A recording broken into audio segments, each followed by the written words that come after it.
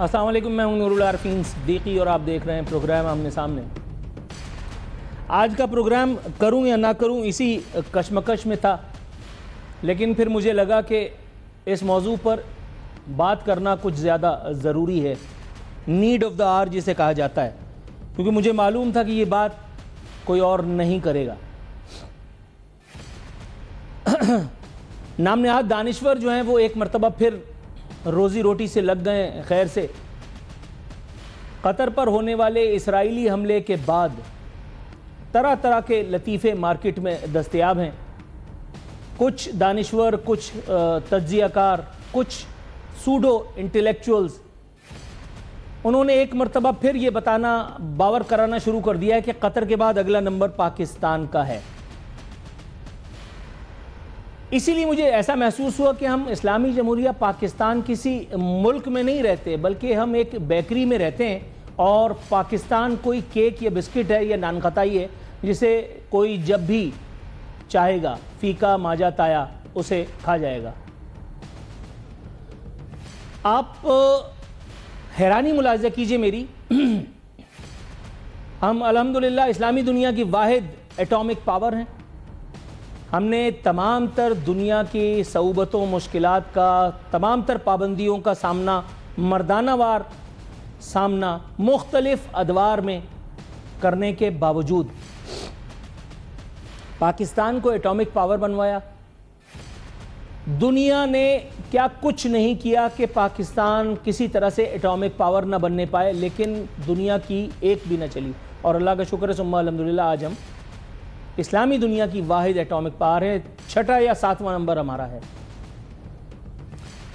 ابھی تازہ معرکہ ہے بنیان مرصوص کا، کہ جس میں ہم سے کئی گنا بڑے، کئی گنا جارح مزاج اور تمام دنیا کے لاڈلے نام نہاد سیکولر ملک بھارت نے ہم پر حلہ بولا تھا، وہ بھی رات کی تاریکی میں۔ میں حیران ہوں کہ یہ کون سی ضعیف الاعتقادی ہے، یا یہ ایمان کی کون سی منزل پر ہیں یہ سوڈو انٹیلیکچولز، یہ دانشور، یہ تجزیہ کار، کہ یہ ہر جنگ میں پاکستان کو جو ہے وہ اگلا نمبر لگوا رہے ہوتے ہیں۔ میرے ہی پروگرام میں ایک بہت بڑے افسر، سابق افسر، وہ مجھ سے بحث کرنے پہ تلے ہوئے تھے، اور جب میں نے 2-4 سوالات پوچھے تو وہ دھائیں سے زمین بوس ہو گئے۔ انہوں نے کہا ایران کے بعد پاکستان کا نمبر ہے۔ میں نے کہا اوکے سر، یہ بتائیے کہ جو بنیان مرصوص میں ہم نے انڈیا کے ساتھ کیا ہے، انڈیا نے اسرائیلی ڈرونز تک پاکستان پر بھیجے، رافیل طیاروں کی جو حشر ہم نے بنایا، دنیا بھر نے تماشا اس کا دیکھا بیٹھ کر کے، کیونکہ یہ ایک ٹیسٹ کیس تھا، اور اللہ کا شکر ہے اللہ رب العزت کی ربوبیت کا یہ فیصلہ تھا کہ پاکستان اس ایک جنگ میں سرخرو ہو۔ ہمارے نامہ اعمال میں کتنی بھی سیاہیاں کیوں نہ ہوں، لیکن وہ نصرت آئی ہے الحمدللہ ثم الحمدللہ، جسے نصرت الہی بھی کیا کہوں، مطلب اس کا موازنہ کسی بڑے سے بڑے معرکے سے کیا جا سکتا ہے۔ رافیل طیارے کا جو حشر ہوا، جو انڈیا کا حشر ہوا، مودی کی جو عسکری اور سفارتی محاذ پر پاکستان نے حجامت بنائی، اس کے بعد ایران پہ اگر کچھ ہوتا ہے تو اگلا نمبر پاکستان کا آنے لگتا ہے۔ ایک صاحب مجھ سے کہنے لگے یہی اسی پروگرام میں، جی اصل میں بات یہ ہے کہ پاکستان ایٹامک پاور ہے، تو پہلے اسرائیل یہاں آئے گا، پاکستان کو انگیج کرے گا، اس کے بعد وہ مدینہ منورہ جائے گا۔ میں نے کہا مدینہ منورہ اس سے 1 گھنٹے کے فاصلے پہ، وہ جھک مار کر کے یہاں آئے گا اور اس کے بعد پھر مدینہ منورہ جائے گا، وہ ڈائریکٹ اپنا فیول کو نہیں بچائے گا۔ ان کے پاس اس سوال کا کوئی جواب نہیں تھا۔ اب قطر کے اوپر جب حملہ ہوا ہے تو اب دوبارہ پاکستان کا نمبر لگوایا جا رہا ہے۔ مطلب پاکستان نہیں ہوا کہ کسی کے بابا جی کی کھیتی ہو گئی، کوئی بھی آئے گا اور کبھی بھی کاٹ کر کے لے جائے گا۔ اندھی لگ رہی ہے۔ میں نہ کوئی دفاعی تجزیہ کار ہوں، نہ میں کوئی حکومتی شخصیت ہوں، ثم الحمدللہ اگر کہنا بنتا ہے تو میں یہ بھی کہہ دیتا ہوں، لیکن کامن سینس کا اگر سودا پٹایا جائے تو میں وہ باتیں کر رہا ہوں جو لاجک پہ پوری اترتی ہیں۔ ڈونلڈ ٹرمپ کیا دنیا بھر کے آرمی چیف سے آ کر کے اسی طرح سے ملتا ہے جس طرح سے ہمارے یہاں ہوا؟ ڈونلڈ ٹرمپ فارغ تھا، ڈونلڈ ٹرمپ اندھا تھا، اس نے انڈیا کے آرمی چیف کو کیوں بلا کر کے 2 ملاقاتیں نہیں کی؟ اس کو پتا ہے اس کی اوقات نہیں ہے۔ انڈیا کتنے ملین یا بلین ڈالر کی اکانومی دنیا بتایا کرتی ہے. ڈونلڈ ٹرمپ نے اس کا کیا اشر کیا؟ اس نے کہا ہم پاکستان سے تیل خریدیں گے اور پاکستان وہ تیل انڈیا کو دے گا. کدھر گئی چودراہٹ خطے کی؟ یہ ڈونلڈ ٹرمپ خود کر رہا ہے. یہ حوادث زمانہ ہے جو اس کو یہ سب کچھ کروانے پہ مجبور کر رہے ہیں. تو کیا ان نابینا لوگوں کو، یہ سو کالڈ دانشوروں کو، ان تجزیہ کاروں کو، ان کو حیا نہیں آتی اس قسم کے فیصلے، اس قسم کی جو ہے وہ جعلی خبریں پھیلاتے ہوئے، اس قسم کے گمراہ کن تجزیے کرتے ہوئے؟ میں اس بات پہ حیران بھی ہوں، صدمے میں بھی ہوں. اور اس لیے میں نے سوچا کہ آج یہ بات کر کے میں اپنے دل کا بوجھ تو ہلکا کروں ہی، مگر وہ لوگ کہ جو آج بھی اللہ رب العزت کی ربوبیت پہ یقین رکھ کر کے اور یہ مانے بیٹھے ہیں کہ جو کچھ بھی ہوتا ہے وہ اللہ رب العزت کی مرضی منشا اس کے فیصلوں کے تحت ہوتا ہے، اور اللہ رب العزت کا فیصلہ یہ ہے کہ پاکستان قائم رہے گا. اندھی لگی ہوئی ہے، کوئی بھی آتا ہے آ کر کے کہتا ہے پاکستان کا نمبر ہے. قطر جو ہے، قطر کہہ رہا ہے کہ اسرائیل نے حملہ کر کے سفارتکاری کی توہین کی ہے. سلامتی کونسل میں بیٹھ کر کے قطری وزیر اعظم نے یہ بیان داغ دیا ہے. تو اسرائیل کو نہیں پتا کہ اس نے ایسا کیا ہے. آپ دنیا کی نالج میں اضافہ فرما رہے ہیں. آپ نے امریکہ کے ساتھ جو ہے وہ تعلقات بڑھا کر کے، امریکہ کو اپنی وفاؤں کو یقین دلا کر کے، امریکہ کو اڈے دے کر کے، امریکہ کو سب کچھ کر کے، یہ کس نے کہا کہ قطر کے پاس فضائیہ نہیں ہے؟ یہ کس نے کہا کہ قطر کے پاس فوج نہیں ہے؟ سب کچھ ہے. قطر کے پاس ایک چیز نہیں ہے، ڈیسیجن میکنگ پاور. قطر کے پاس وہ کندھے نہیں ہے. قطر کے پاس وہ جانباز نہیں ہے جو اپنی جان پر کھیل سکیں. تو کیا ہم بھی ویلے بیٹھے ہیں؟ کوئی خدا کا خوف ہوتا ہے. میکسیمم جو انتقام قطر نے لیا ہے جناب، وہ یہ لیا ہے کہ یو اے ای نے اسرائیل کو ایئر شو میں، اپنے ایئر شو میں شرکت کرنے سے روک دیا ہے. اور یہ تھا وہ معصومانہ جواب جو قطر پہ حملے کا عرب دنیا نے دیا ہے. اور اس کے ساتھ ہی بحث جو ہے وہ پانی میں چلی گئی ہے. کسی کو اگر پھر بھی کوئی لالی پاپ چاہیے تو اقوام متحدہ میں امریکی مندوب کا یہ بیان سن کر کے اور تسلی قلب کا سامان پائیں. ٹرمپ نے قطری وزیر اعظم کو اسرائیلی حملے جیسا اقدام دوبارہ نہ ہونے کا یقین دلایا ہے. کمزوروں کے پاس طاقتوروں کی ایشورنسز پر ایمان لانے کے علاوہ کوئی اور آپشن ہوتا ہے؟ تو کیا میں بھی مان لوں کہ ہم خدا نخواستہ کمزور ہیں؟ میری تاریخ ثم الحمدللہ، اللہ کا شکر ہے، میں اپنی قومی تاریخ کو مجموعی چھوڑیے، میں اپنی حالیہ تاریخ کو اگر دیکھتا ہوں تو اللہ کا شکر ہے ثم الحمدللہ، میرا سینہ فخر سے چوڑا ہو جاتا ہے. اس کے باوجود بھی اگر کسی ماں نے وہ لال جنا ہے کہ جو اس دھرتی پر چڑھائی کا خواب دیکھ رہا ہے، تو میرا خیال ہے اس کی آنکھوں کو اپنے تن سے جدا ہونے کا وقت آ ہی چکا ہے. ایسا میرا ایمان ہے. اور یہاں مجھے مولانا فضل الرحمان کا وہ بیان جان کر کے انتہائی مسرت ہوئی. میں نے کہا اس کو کوٹ کروں: پاکستان کین وائپ آؤٹ اسرائیل ان آرز. انہوں نے فرمایا کہ اگر ہم انڈیا کو چند گھنٹوں میں لٹا سکتے ہیں تو اسرائیل بھی ہمارے سامنے کوئی ہستی نہیں. اسرائیل نے اس سے پہلے بھی پاکستان کے ایٹامک پروگرام کے حوالے سے جو کچھ کیا ہے، جو سازشیں کی ہیں، پاکستان کی ایٹمی تنصیبات پر حملے کا منصوبہ بنایا ہے. تو کیا اسرائیلی ماؤں کی چھاتیوں میں دودھ کم پڑ گیا تھا؟ اسرائیلی سرماؤں کو زمین تنگ ہو گئی تھی؟ جو 7 اکتوبر میں اپنا تحفظ نہیں کر سکے حماس مجاہدین کے ہاتھوں، وہ پاکستان کو جو ہے وہ رزمگاہ بنانے کے لیے آ رہے ہیں اور یہ بتا رہے ہیں میرے یہاں کے جعلی تبصرہ نگار، تجزیہ نگار. اور مجھے یہ یقین دلایا جا رہا ہے کہ اگلا نمبر پاکستان کا ہے. غضب خدا کا، غضب خدا کا. اللہ تعالیٰ پاکستان کا حامی و ناصر تھا، ہے اور اس وقت تک رہے گا جب تک اللہ رب العزت کے فرمودات، اس کا دین یہاں پر غالب ہے. میرا خیال ہے کہ ایک بریک پر مجھے جانے کی کال دی ہی جانے والی ہے. اس کال کو میں پہلے ہی سے ایڈر کر لیتا ہوں اور اس کے فوراً بعد اسی موضوع پر اپنے مہمانوں سے آپ کی گفتگو بھی کروائیں گے. ہمارے ساتھ رہی گا. یہاں وقت ہوا ایک مختصر سے بریک کا. ویلکم بیک ناظرین. بات ہو رہی تھی نام نہاد دانشوروں کے تجزیوں پر. اس وقت ہمارے ساتھ موجود ہیں معروف سیاستدان سینئر سیاستدان پاکستان پیپلز پارٹی سے ان کا تعلق ہے، قمر زمان قاہرہ صاحب۔ قاہرہ صاحب السلام علیکم۔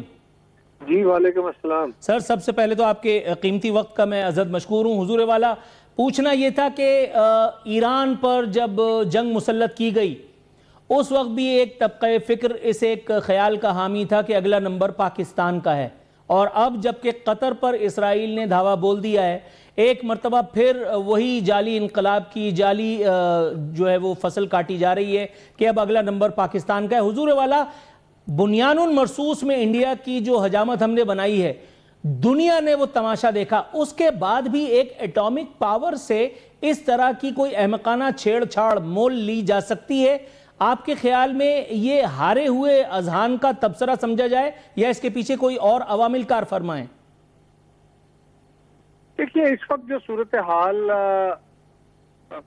وہاں پہ جاری ہے فلسطین میں، اور اسرائیل نے جو رویہ اختیار کیا ہوا ہے، وہ تو کسی بھی حوالے سے نہ انسانی ہے، نہ قانونی ہے، نہ عالمی قوانین کے مطابق ہے، بلکہ اس کو تو آسان ترین زبان میں بھی اگر کہا جائے تو وہ سمپل وہاں پہ انسانوں کو کلا کما ان کا کرنے کا اور ایک نسل کشی کی ایک داستان شروع کی ہوئی ہے، اور طاقت کے نشے میں عالمی قوتوں کی آشیرواد کے ساتھ ایک بدمست ہاتھی کی طرح اسرائیل جو ہے وہ تمام ممالک کو، تمام مسلمان ملکوں کو وہ رونتا جا رہا ہے، خاص طور پہ اس خطے کے مسلمان ملکوں کو۔ اب سوال یہ ہے کہ ہمیں اس پہ کیا رسپونڈ کرنا ہے۔ پہلی بات یہ ہے کہ پاکستان نہ ایران ہے، نہ قطر ہے، نہ فلسطین ہے، نہ کوئی اور ملک ہے۔ پاکستان ہے۔ ہمیں کوئی بڑک نہیں مارنی، ہمیں کوئی دعویٰ نہیں کرنا۔ ہندوستان کے ساتھ جو جنگ ہوئی ہمیں اس پہ کوئی خوشی نہیں ہے، لیکن ہندوستان نے ہماری سالمیت پہ حملہ کرنے کی کوشش کی، ہماری افواج نے جس طرح جواب دیا ہے ہمیں اس پہ فخر اور خوشی ہے، لیکن یہ بات کہ جنگ ہو یہ ہمارے لیے کوئی آسان کام نہیں ہے۔ میں آج بھی سمجھتا ہوں کہ اسرائیل یہ نہیں سوچ سکتا کہ وہ پاکستان کے اوپر اس طرح کی کوئی کارروائی کرے یا پاکستان کے خلاف کوئی ڈائریکٹ ہمارے خلاف سازشوں میں وہ پہلے ہی ہندوستان کے ساتھ ہے، کوئی نیا نہیں ہے ہمارے خلاف۔ وہ ہندوستان کو سپورٹ کرے گا، وہ ہمارے ہاں دہشت گردی کو سپورٹ کرے گا، وہ پہلے بھی کر رہا ہے، ان کو انٹیلیجنس سپورٹ دے رہا ہے، لیکن ڈائریکٹ اٹیک کی اگر کسی وقت انہوں نے ایسی کوشش کی تو پاکستان کے پاس بالکل یہ صلاحیت موجود ہے کہ پاکستان فزیکلی جا کے بھی اور یہاں سے بیٹھے ہوئے بھی اپنا دفاع اور جواب دے سکتا ہے۔ سر اس کے باوجود یہ جو ریالٹی آپ بتا رہے ہیں یہ ایک نوشتہ دیوار ہے، لیکن اس کے باوجود بھی کیا یہ ہمارے یہاں کی ایک شکست خوردہ ذہنیت جو ایک مخصوص طبقہ فکر کی ہے، کیا یہ اس کی شکست کی غمازی ہے، اس کی سوچ کی فکری شکست کی غمازی ہے کہ جو ہر بار وہ پاکستان کو کوئی کیک یا پیسٹری سمجھ کر کے پیش کرتا ہے کہ جسے کوئی بھی جب چاہے کھا جائے؟ میرا نہیں خیال کہ یہ جس سے ذرا ناراضگی کا اظہار اس طرح کیا جائے۔ ٹھیک ہے یہ کمزور سوچ ہو سکتی ہے، میرا اور آپ کا اس سوچ سے اختلاف ہے اور پاکستان کی اکثریت کا اختلاف ہے، لیکن ان کو اپنا یہ سوچ رکھنے کا حق ہے۔ وہ جس طرح سوچتے ہیں ایک پہلو ذرا غور کیجئے، پاکستان اپنا دفاع کر سکتا ہے، پاکستان کے پاس بڑی صلاحیتیں ہیں اور پاکستان ایک باوقار قوم ہے، ہمارے پاس بڑی منظم فوج ہے، سارا ایکوپمنٹ ہے، سب کچھ ہے، لیکن جو لوگ یہ سوچتے ہیں کہ عالم اسلام اکٹھا ہو جائے گا اور عالم اسلام اکٹھا ہو کے اسرائیل کو یا باقی ملکوں کو جواب دے پائے گا یا اپنے مفادات کا دفاع کر پائے گا، ہم عالم اسلام کو تو ایک دوسرے کے خلاف سازشیں کرتے اور ایک دوسرے کا تمسخر اڑاتے اور دنیا کے سامنے گداگروں کی طرح کبھی اپنے دفاع کے نام پہ کبھی اپنی امداد کے نام پہ ہم ان کے آگے جھکے ہوئے ہوتے ہیں۔ تو اس حوالے سے دیکھتے ہوئے کچھ لوگوں کی رائے وہ بھی ہے اور یہ بات بھی درست ہے کہ اسرائیل یا اس وقت جو دنیا کی بڑی طاقتیں ہیں ان کا مقابلہ کرنے کے لیے صرف بڑھ کے مارنے کی ضرورت نہیں ہے، صرف دعائیں مانگنے سے کام نہیں چلنا، بلکہ ہمیں بڑی سنجیدگی کے ساتھ پاکستان کو بھی اور دوسرے مسلمان ملکوں کو بھی اپنے ہاں بہتر نظام حکومت اور تعلیم اور سائنس کی طرف توجہ دینے کی ضرورت ہے۔ جب تک ہم دنیا کا مقابلہ ٹیکنالوجی اور سائنس کے میدان میں نہیں کرتے، علم اور فن کے میدان میں نہیں کرتے، ہم ان کا ایکچوئل مقابلہ نہیں کر پائیں گے۔ یہ بات درست ہے کہ اسرائیل تمام اسلامی ممالک سے زیادہ ٹیکنالوجی کا حامل ہے.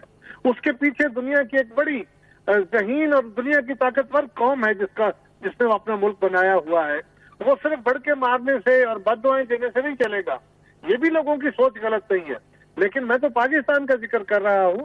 پاکستان جو ہے وہ اپنا دفاع ماضی میں بھی کر چکا ہے. ہندوستان نے جو پاکستان پہ اٹیک کیا تھا اس میں بھی اسرائیل کی آشیرواد تھی اور اس کی سپورٹ شامل تھی. اس نے بھی اس جنگ میں ان کو ہتھیار فراہم کیے تھے. لیکن وہ پاکستان کے ساتھ ڈائریکٹلی کوئی پھڈے بازی نہ افورڈ کرتا ہے نہ ہمت کرے گا. درست ہے. سر یہ مجھے بتائیے گا کہ اس ایک حملے میں یہ جو سبق پنا ہے اگر اس کی طرف آپ اشارہ کر سکیں تو میرا خیال ہے آپ سے زیادہ بہتر کوئی آدمی نہیں ہے اس پہ بات کرنے کے لیے. قطر پر حملے کے بعد جو ہمارا رسپانس آیا ہے وہ یہ ہے کہ ہم نے ایک زبردست قسم کا ایک اجلاس طلب کیا. اس اجلاس میں پوری مسلم دنیا کی جو ہے وہ لیڈرشپ اکٹھا ہوئی. ایک ہم نے بیان جاری فرما دیا. وہاں قطر کے وزیر اعظم جو ہیں انہوں نے سیکیورٹی کاؤنسل سے خطاب کرتے ہوئے رہنمائی فرمائی ہماری کہ اسرائیل نے حملہ کر کے سفارتکاری کی توہین کی ہے. یو اے ای تھوڑا سا ایک قدم آگے گیا لیکن اس سے بھی کوئی خاص فرق مجھے نہیں لگتا کہ پڑا ہے. اس نے اسرائیل کو اپنے ہاں ہونے والے ایک ایئر شو میں شرکت سے روک دیا. سر ان سب معمولی انتقاموں سے اسرائیل کو کوئی خاص فرق پڑے گا یا آپ کے خیال میں کچھ اور ہے جو کیا جا سکتا تھا جو قطر نے کرنے کے بجائے کچھ اور کیا جو شاید اوائڈ کیا جاتا تو بہتر ہوتا؟ دیکھیے جو کچھ ہوا یہ اس وقت اسرائیل کو میں نے پہلے کہا نا کہ وہ ایک بدمست ہاتھی کی طرح ہے. اس کو امریکہ جیسی طاقت کا اس کو یورپ کا اس وقت اس کو سپورٹ حاصل ہے. وہ جس طرح فلسطینیوں کو معصوم عورتوں بچوں مردوں کا جس طرح نسل کشی کر رہا ہے وہ نسل کو ختم کر رہا ہے اور بے جا قسم کے بالکل ناروا قسم کے مطالبے کر کے اور اس نے ان کے اوپر ایک قیامت ڈھائی ہوئی ہے. اس کا ہاتھ روکنے والا کوئی نہیں ہے. اس سے تو کوئی بھی توقع ہو سکتی ہے کہ وہاں پہ ایک ایب نارمل قسم کے بندے کی حکومت ہے جو کسی وقت کہیں بھی جا کے کوئی حرکت کر سکتا ہے. لیکن میں نے پہلے عرض کیا کہ اس کا کوئی شارٹ کٹ نہیں ہے. ہمارا اور اسرائیل کا ٹیکنالوجی کا بہت ڈفرنس ہے. دنیا کی ایک بڑی ذہین اور دولت مند قوم اس یہودی اس کے پیچھے ہے اور اس کو امریکہ اور یورپ کی امداد حاصل ہے. اس کو ہندوستان کی امداد حاصل ہے. اس کے لیے مسلم امہ کو اگر اس کا کوئی وجود ہے تو بالکل ان کو کلیکٹیولی یا انڈیویجولی اپنے اپنے طور پہ ان ممالک کے اندر بہتر گورننس لا کے اپنے اوپننس کر کے علم کے فروغ کے لیے سائنس کے فروغ کے لیے اس میں اسرائیل کو 2000 سال لگے ہیں مار کھاتے ہوئے 2000 سال اور آج وہ اپنا ملک حاصل کرنے میں کامیاب ہوا اور اب وہ اتنا بدمست ہے اس کی تاریخ میں پھر اس کو مار پڑے گی. لیکن پتہ نہیں اب کس کے ہاتھوں آئے. لیکن ہمیں دیکھنے کی ضرورت ہے کہ ہمیں اس کا مقابلہ کرنے یا اس سے بچنے کے لیے اپنے آپ کو جدید ہتھیار جو کہ علم ہے جو کہ سائنس ہے جو کہ بہتر گورننس ہے اس کے تحت اکوپ کرنا ہوگا. تب ہم بہتر مقابلہ کر پائیں گے. ورنہ تو احتجاج ہے کوئی اس کو سخت لفظوں میں بات کر دے گا کمزور لفظوں میں اس پہ کوئی اثر ہو رہا ہے. اس کو یو این نے کنڈیم کیا کیا ہوا. اس کو یورپین یونین نے کنڈیم کیا کیا ہوا. اس کو باقی مسلمانوں نے کیا کنڈیم کیا کیا ہوا. اس کو پرواہ نہیں ہے. درست ہے.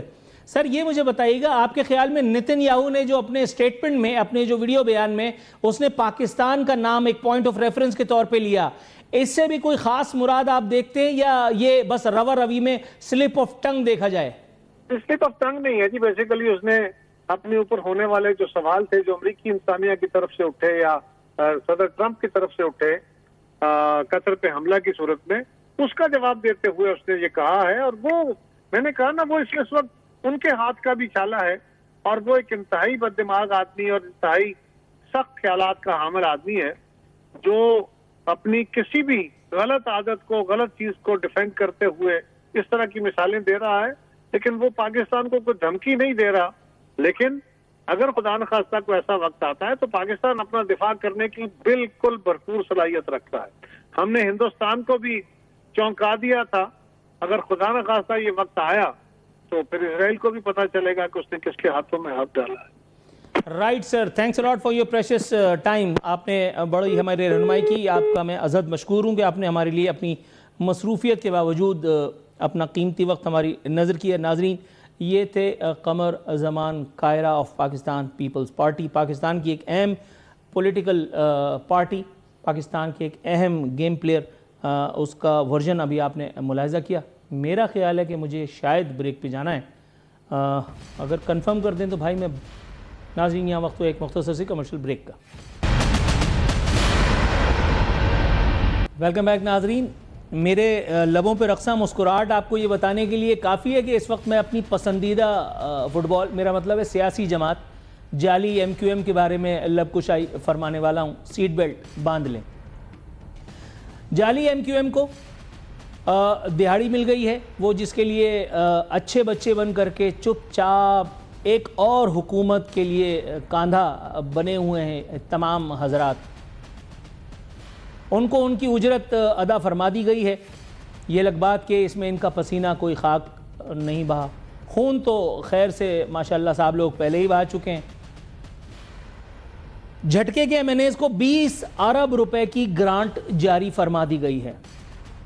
یہ پاکستان کی یا کراچی کی پولیٹیکل ہسٹری کی اگر میں بات کروں تو پہلی مرتبہ نہیں ہے کہ جب MQM کو کوئی اس طرح کی رشوت دے کر کے اس کا منہ بند کرایا گیا ہے. میں نے جیسا کہ پہلے بھی کہا کہ MQM ہر ایک کے لیے ٹیشو پیپر رہی ہے, ہر سیاسی جماعت کے لیے, ہر حکومت کرنے والے فیقے ماجے تائی کے لیے, وہ چاہے ادھر سے آئے یا ادھر سے آئے یا اوپر سے آئے یا نیچے سے نکل آئے. MQM ہر ایک کے لیے الحمدللہ ثم الحمدللہ کام آتی رہی ہے. میں اسی جگہ 7 سال پہلے اسی اسٹوڈیو میں بیٹھ کر کے یہ بات بول چکا ہوں. اس کے بعد اگلے چینل پہ بھی میں نے یہ بات اپنی مینٹین کی, آج دوبارہ دوہرا دیتا ہوں.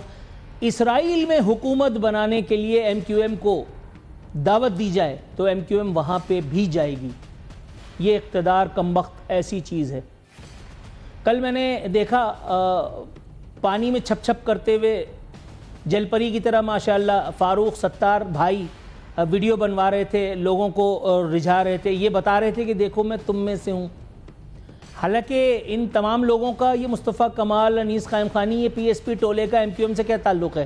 میں اپنے پروگرام میں کئی مرتبہ یہ ساری چیزیں چلا چکا ہوں, بتا چکا ہوں کہ یوٹیوب سے کم از کم کوئی ان کے وہ MQM دشمن بیانات, الطاف دشمن, مہاجر دشمن بیانات کم از کم وہی ہٹوا دے تھا کہ ہم جیسے لوگوں کو تو کھانے کمانے کا موقع نہ ملے.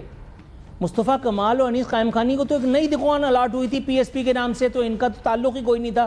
لیکن کتنی خوبصورت بات ہے کہ ایک مرتبہ پھر یہی ٹولہ MQM کے نام سے ہم لوگوں پر مسلط کر دیا گیا ہے. ایک کو وفاقی وزارت صحت دے دی گئی ہے کہ وہ خوب جان بنائیں, اور دوسرے کو تعلیم کا محکمہ دیا گیا ہے تاکہ ان کی نسلیں جو ہیں وہ آپ سمجھ رہے ہوں گے کہ کچھ بچت کا گھر کر لیں. باقی رہی مہاجر قوم تو اس کا تو خیر کوئی مسئلہ نہیں ہے. مہاجر قوم تو خیر ویسے ہی بڑی وسیع النظر اعلیٰ ظرف قسم کی قوم ہے. اس کو کوئی باہر سے آ کر کے نہیں مارتا. ہم لوگ خود اللہ کا شکر ہے ثم الحمدللہ اپنے لیے کافی ہیں. میں ترقی کروں گا تو آپ مجھے کھینچ لیں گے, آپ ترقی کریں گے تو آپ کا پڑوسی آپ کو کھینچ لے گا. تو اللہ کا شکر ہے ہم نے اپنی زبردست قسم کی روایت کو برقرار رکھا ہوا ہے. یہ MNAs جو ہیں ان کو کیوں نوازا گیا ہے؟ بظاہر یہ کراچی حیدرآباد پیکیج کے نام پر ان کی کمائی ہوئی ہے. 20 ارب روپے کی گرانٹ ان کو جاری ہوئی ہے, اور اس کے بعد سے آج تک اس جعلی MQM کا جو PSP کی بگڑی ہوئی شکل ہے, جس کا مرکز راضی روڈ نرسری پہ تھا, PSP کا ہیڈ کوارٹر, جس کی انتخابی نشان ڈالفن تھی, جس کو MQM کے نام پہ بہادر آباد ٹولے پہ لاد کر کے مصطفیٰ کمال کو مہاجروں کا رہنما بنایا جا رہا ہے, انیس قائم خانی کو مہاجروں کی آخری امید بنایا جا رہا ہے, جبکہ ایسا کچھ نہیں ہے. ایسا کچھ نہیں ہے. مہاجر قوم ان کو اون ہی نہیں کرتی. یہ روڈ پہ نکلے ان کو لگ پتہ جائے گا ان کی اوقات کیا ہے. یہ اپنے چمچوں کے ساتھ یہ جو اس وقت پروٹوکول ملا ہوا ہے, اس وقت جو یہ پہلی مرتبہ تھوڑی ملا ہے. اس سے پہلے الطاف حسین کو جو پروٹوکول ملا تھا وہ تمہیں مل جائے گا. الطاف حسین کی چپلوں میں پانی پیا کرتے تھے یہ لوگ, اس کے جوتے کو سر پہ رکھ کر کے صبح اور شام کیا کرتے تھے یہ لوگ. آج الطاف حسین کہاں ہیں؟ Once the job is done, you are useless. تو اسی طرح سے یہ بھی ہے. آپ نے 20 ارب روپے لیے. بتایا جا رہا ہے کہ وفاقی بجٹ میں کراچی کے اہم ترین K4 پانی کے منصوبے کے لیے 40 ارب روپے کے بجائے صرف 3.2 ارب روپے 3.2 ارب روپے مختص کیے گئے. پانی وانی پی کر کے کیا کرنا ہے تم لوگوں نے؟ مرنا تو ویسے بھی ہے سرکاری اسپتال کی ٹوٹی ہوئی بینچ پہ. تو حکومت نے آپ کے لیے یہ آسانی کر دی ہے کہ 40 ارب روپے کے پانی کی جگہ آپ کو 3.2 ارب روپے میں اگر کرپشن سے بچ گیا تو تھوڑا بہت پانی تم لوگوں کو مل جائے گا, تاکہ کربلا بھی نہ بننے پائے یہ جگہ, اور یزیدی ہونے کا الزام بھی ان لوگوں پہ عائد نہ ہونے پائے. اور اس کے بعد ایم کیو ایم اراکین اسمبلی کے لیے ایٹ دا سیم ٹائم 20 ارب روپے جاری کر کے شہر کو نہ صرف پیاسا رکھنے کا مکمل انتظام کر دیا ہے, بلکہ مصطفیٰ کمال ٹولے, پی ایس پی ٹولے اور یہ جعلی ایم کیو ایم کو ان کی اجرت دے کر کے یہ بھی بتا دیا گیا ہے کہ آپ جو اس وقت اپنے نازک کاندھوں سے بوجھ اٹھائے ہوئے ہیں اس کی اجرت آپ کو کما حقہ ادا فرما دی گئی ہے. آپ کا کوئی احسان کسی کے اوپر نہ تھا, نہ ہے اور نہ آگے ہوگا. تو ایم کیو ایم کو دہاڑی ملنے کے بعد کیا ایم کیو ایم کے رہنماؤں کی بولی بدل گئی ہے؟ نہیں. میں لوپ بنوانا بھول گیا, اس لیے کہ لاسٹ منٹ پہ میں نے یہ سیگمنٹ ڈیسائیڈ کیا. میں آپ کو یہ تصویر دکھاتا تو آپ اشش کر اٹھتے. خواجہ اظہار الحسن کی تصویر ایسی ہے جیسے لگ رہا ہے رچرڈ ہالبروک بیٹھے ہوئے خوب انگلش حلیے میں اور فرینچ کٹ میں باقاعدہ زبردست چشمہ لگا کر کے فرما رہے ہیں عوامی ووٹوں سے منتخب ہونے والے یو سی چیئرمین اپنے علاقے کے مین ہول تک بند نہیں کروا سکے. کسی کا باپ یہ مین ہول نہیں بند کروا سکتا, کیونکہ پیپلز پارٹی تک بھی, جماعت اسلامی تک بھی 5000 دفعہ ویڈیو بنا کر کے آپ کو شرمندہ کر چکی. لیکن آپ لوگوں میں شرم ہو تو آپ کو آئے. یہ ایم کیو ایم کی ہی تاریخ ہے کہ لائنوں میں گٹر لائنوں کو چوک کرنا یا رضائیاں کمبل ڈالنا, سیوریج کی لائنوں کو پھاڑ دینا, یہ کسی دوسرے آدمی کا کام نہیں تھا. تو آپ جن یو سی چیئرمینوں کو شرم دلا رہے ہیں, اگر آپ اپنی قوم کو, اپنی قوم کی نمائندگی کے لائق ہوتے تو کم از کم قوم آپ کو اون تو کر رہی ہوتی.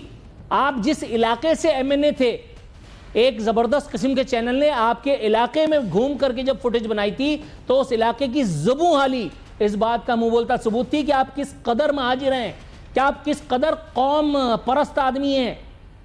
در حقیقت آپ کس قدر مادہ پسند رہنما ہیں.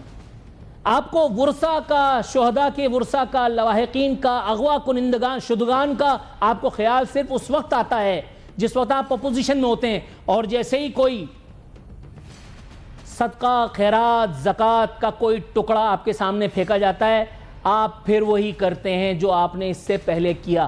بے نظیر بھٹو, میں نے اپنی آنکھوں سے دیکھا ہے, بے نظیر بھٹو نے ایک بڑے مشہور چینل پہ ایک بڑے معروف نام کو دیے گئے انٹرویو میں آپ کو چوہے کہا, اور اس کے بعد چشم فلک اور میں نے, اس شہر نے, اس شہر والوں نے آپ کو جھک مار کر کے پیپلز پارٹی کی حکومت میں روزی کماتے دیکھا.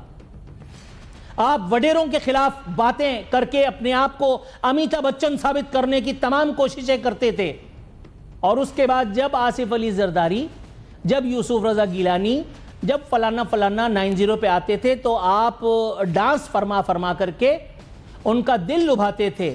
آپ ان کی گاڑیوں پر پھول پھینکا کرتے تھے, آپ ان کو گلے سے لگا کر کے اپنی نوکری پکی کیا کرتے تھے. کراچی میں ایک دن میں 100 لاشیں اٹھا کرتی تھیں, 100 لاشیں.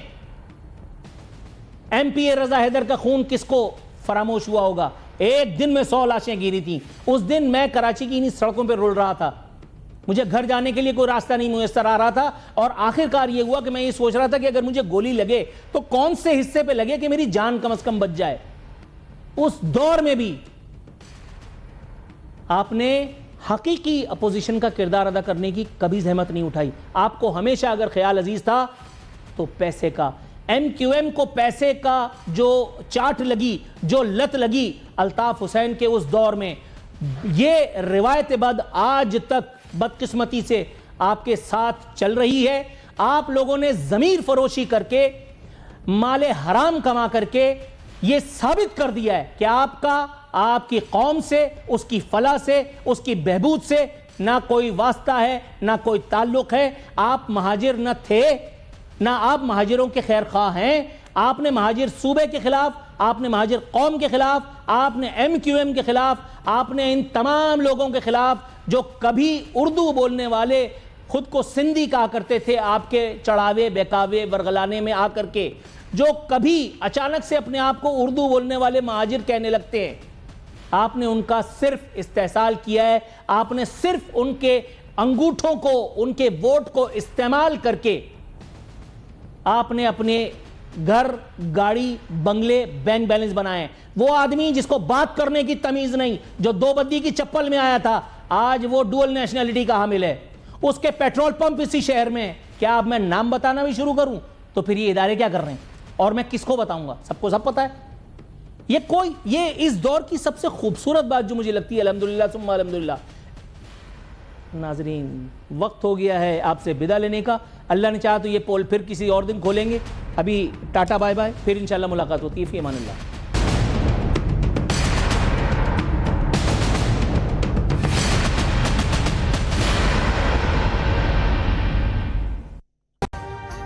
ابھی سبسکرائب کریں تاکہ کوئی خبر رہ نہ جائے۔